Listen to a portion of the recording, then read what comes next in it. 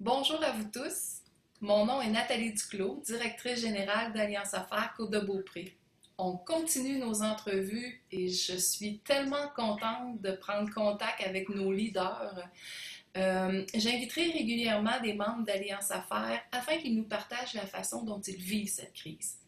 Notre partenaire présentateur est Desjardins, Caisse de la Côte-de-Beaupré et je tiens sincèrement à remercier M.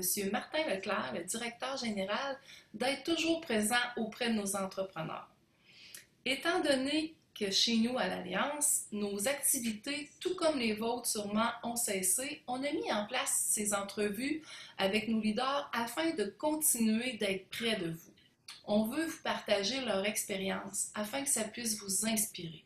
Les entrevues ont pour but de s'aider et de se soutenir mutuellement. On a besoin de garder contact. Aujourd'hui, j'ai le plaisir de m'entretenir avec un membre du conseil d'administration, M. Jacques Savard. Il est copropriétaire avec Mme Suzy Côté de Côté Personnel Ressources Humaines.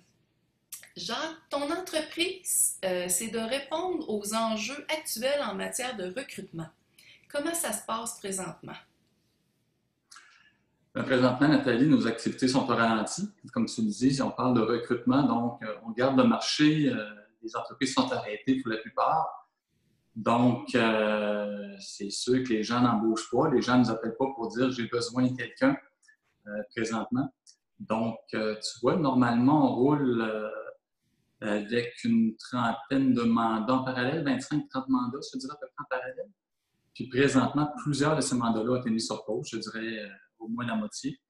Puis dans l'autre moitié, ben là, on est en train de finaliser des dossiers. Fait qu'on est en train d'épuiser notre carnet de commandes, là, je dirais, au moment où on se parle. C'est pas mal comme ça que ça se passe.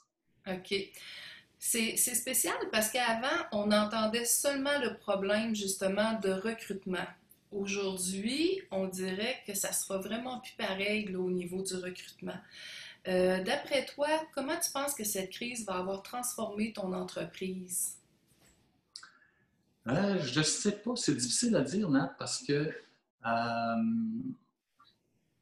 tu vois, la pénurie était tellement forte avant le ralentissement, avant la pause. Comment ça va être dans quelques mois? C'est sûr qu'il va y avoir une reprise progressive. Euh, Pendant les prochains mois, le domaine du recrutement va être tranquille. Il va y avoir des gens qui vont être à la maison, qui vont être disponibles pour travailler. C'est clair que ça va changer la donne au niveau du marché. On va parler d'une pénurie de main-d'œuvre, ce ne sera pas le cas dans les prochains mois. Mais je te dirais que j'ai bien l'impression, moi, en tout cas, c'est peut-être mon optimisme, mais que dans 6 mois, dans un an, qu'on commence à trouver des signes là, qu'on avait. Donc, l'économie va être repartie, puis on va avoir des besoins encore. J'ai l'impression qu'on va revenir à un besoin là, qui va être pas loin de la pénurie quand on va reprendre notre rythme de croisière. Ça sera peut-être dans un an, ça sera peut-être dans un an et demi, dans 2 ans, mais je pense qu'on va se retrouver là. La population est vieillissante, l'économie était bonne, donc je pense qu'elle va repartir quand même. Là. Je m'attends à ça. Puis toi, étant donné que tes activités ont continué pendant cette crise, tu es toujours en opération, comment as-tu réussi à garder tes employés au travail? Bien, écoute, comme je te disais, c'est au ralenti. On a 7 employés. On en a 4 présentement qui sont actifs, qui travaillent. Les autres sont en arrêt. Donc, on est en télétravail. Comme ça qu'on fonctionne. Puis, moi, je me permets d'aller au bureau, je te dirais, 3 fois semaine à peu près. J'en ai besoin. Ça me permet de garder une routine, garder l'esprit. Là. Ça me fait du bien. Je te dirais, ça me fait du bien d'avoir la sensation que la vie continue comme normalement. Puis, ce qu'on fait aussi pour garder nos gens impliqués, même si on est en télétravail, puis j'en ai qui sont en arrêt de travail. Même si en arrêt, on se réunit toute la gang le vendredi après-midi à 3 heures depuis le début du confinement. Tout le monde avec un verre de vin. Puis là, on se compte notre semaine. Fait que ceux qui travaillent partagent avec tout le monde ce qui s'est passé, les bons coups, les moins bons coups, les difficultés, etc. de la semaine. Puis ceux qui ne travaillent pas, on s'intéresse, ils posent des questions. Puis ça finit souvent parce que même ceux qui travaillent, on va leur poser des questions sur ce qu'ils ont fait, puis finalement, ils vont nous partager des recettes, des choses comme ça. Finalement, on finit par avoir du fun puis garder contact. Jacques, j'ai beaucoup aimé ce que tu as dit. Tu vas au bureau parce que ça te donne une certaine routine. Je trouve ça vraiment le fun. Tu veux-tu nous en parler un peu plus afin d'aider les autres entrepreneurs là, probablement qui se sentent comme toi? Puis des fois, on fait quelque chose puis on se dit, je suis correct, je suis pas correct. Fait que je suis contente. J'aimerais ça que tu m'en parles un peu plus. Ben, nous, on est deux personnes qui vont au bureau assez souvent. J'ai une collègue qui a deux jeunes enfants qui sont d'âge préscolaire. Son chum est militaire et est confiné à la maison. Donc, il s'occupe des enfants au moment où on se parle. Puis pour elle, de travailler de la maison avec deux enfants lorsqu'elle a à faire des entrevues avec des candidats, c'est assez difficile de se concentrer. Fait qu'elle est au bureau. On a des bureaux qui sont assez grands on a des bureaux qui sont séparés, donc on respecte les règles de distanciation sociale, il n'y a pas de problème là-dessus. Fait que ça nous permet aussi de partager, d'avoir du plaisir. C'est ça. On a du fun. C'est plus léger qu'à l'habitude aussi. On est tout seul dans le bureau. Fait que des fois, on se surprend, même si on regarde la distanciation sociale, on va pacoter un petit peu plus. Fait que les discussions, des fois, qui débordent, sont un peu plus longues parce qu'on a un petit peu de temps. Ça fait du bien, ça aussi. Mais c'est ça, ça nous garde une routine. Puis, en tout cas, chacun le vit à sa façon. Je ne sais pas si tout le monde peut faire quelque chose comme ça, mais moi, je sais que ça me permet d'être efficace et de garder le moral. Ça t'aide beaucoup. Étant donné que tu continues de rencontrer des clients, comment ça se passe? Comment affrontes-tu la crise avec eux? Ben, les communications avec les clients se font de façon très, très naturelle là, depuis longtemps, par téléphone, beaucoup, beaucoup, beaucoup. Avec les clients, c'est des comptes rendus. Ça se fait beaucoup par téléphone. Donc, ça continue. Téléphone, texto, courriel. Avec les relations clients sont comme ça. Fait que cet aspect-là n'a pas beaucoup changé, étant donné qu'on n'a pas de nouveau mandat. Il y en a eu un ou deux depuis le confinement. Il y en a au moins un, je me rappelle. Il y en a peut-être un deuxième qui va se confirmer. À ce moment-là, on a l'habitude de se déplacer en entreprise pour prendre les mandats. Là, évidemment, on ne le fait pas avec les mesures de confinement. Fait qu'à ce moment-là, on va faire des vidéoconférences pour parler aux clients, si c'est un nouveau client, pour bien comprendre son besoin. Souvent, la vidéo va venir rajouter quelque chose, mais c'est comme ça qu'on travaille. Je pense que cette crise-là va nous avoir vraiment déniaisé, on va dire le vrai mot, pour comment se lancer, puis d'arrêter d'avoir peur là, des conférences sur Zoom ou Ouais. peu importe. Il y a plusieurs plateformes, fait qu'en tout cas, même moi, j'étais pas à l'aise avec ça, mais là, il me semble que je pourrais plus m'en passer. C'est vraiment le fun. Moi, je te dirais, quand tu dis que ça nous déniaise, je te dirais une des choses, je pense, qui va peut-être contribuer à déniaiser beaucoup. Moi, je parlais depuis des années avec des clients où je présentais des candidats qui souhaitaient intégrer le télétravail, ne serait-ce des fois qu'une journée semaine, une journée de temps en temps.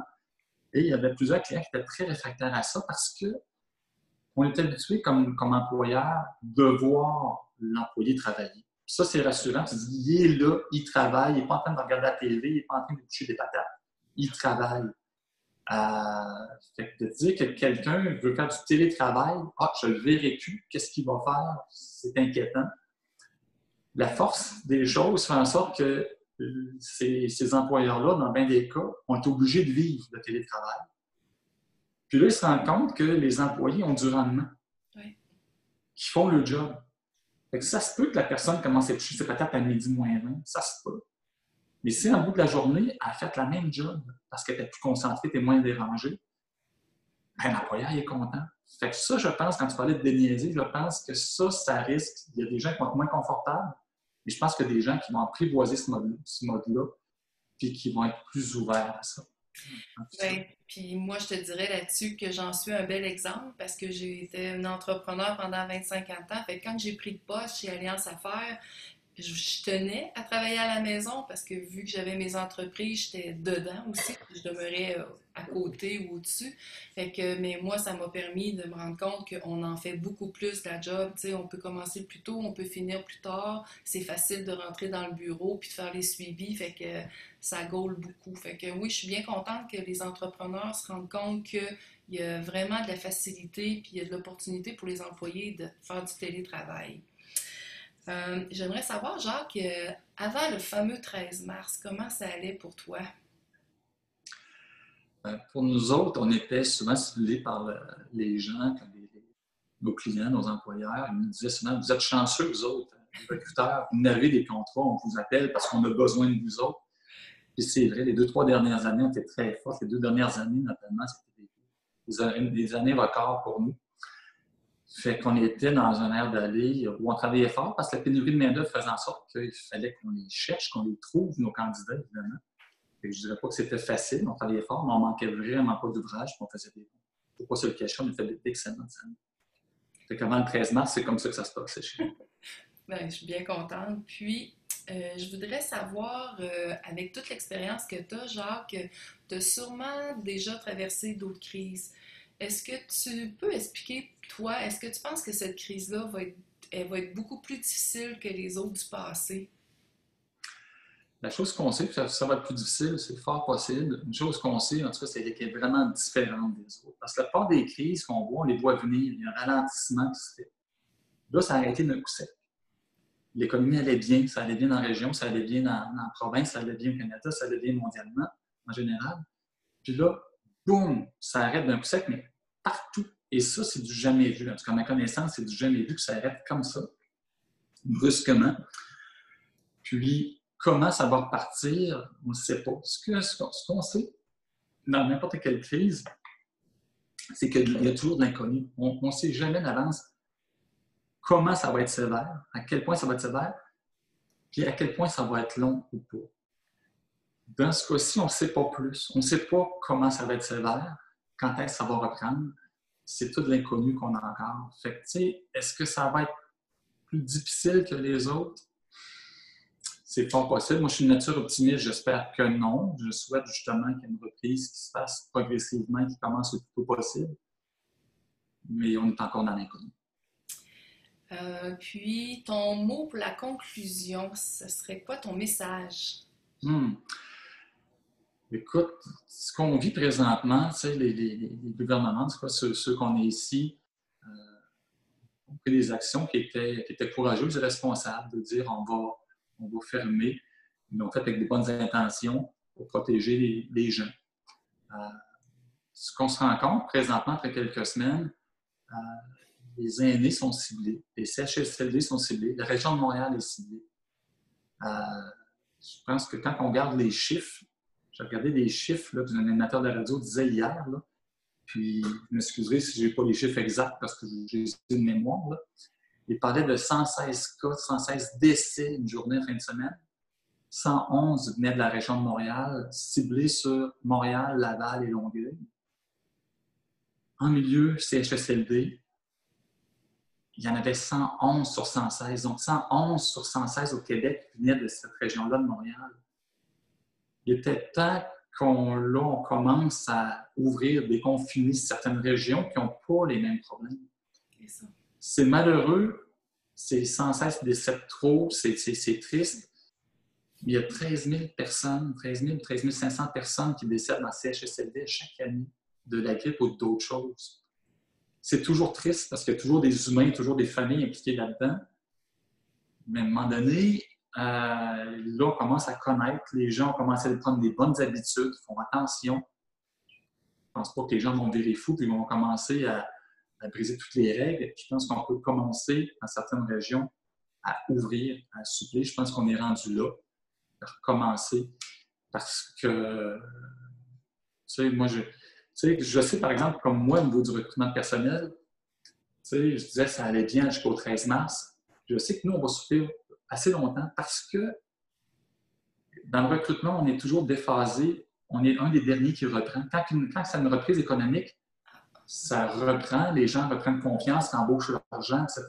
Mais avant vraiment de rembaucher des nouveaux employés et de faire appel à des recruteurs, ça prend plus de temps parce que le marché, il y a des gens qui sont disponibles et ça fait en sorte que le marché est plus facile pour recruter pour un employeur par soi-même pendant plusieurs mois.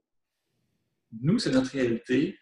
L'industrie touristique a une réalité, les restaurants ont une réalité, la construction, n'importe quel client, employeur, membre de l'Alliance Affaires Côte-de-Beaupré va dire que ça va prendre du temps avant que ça reprenne.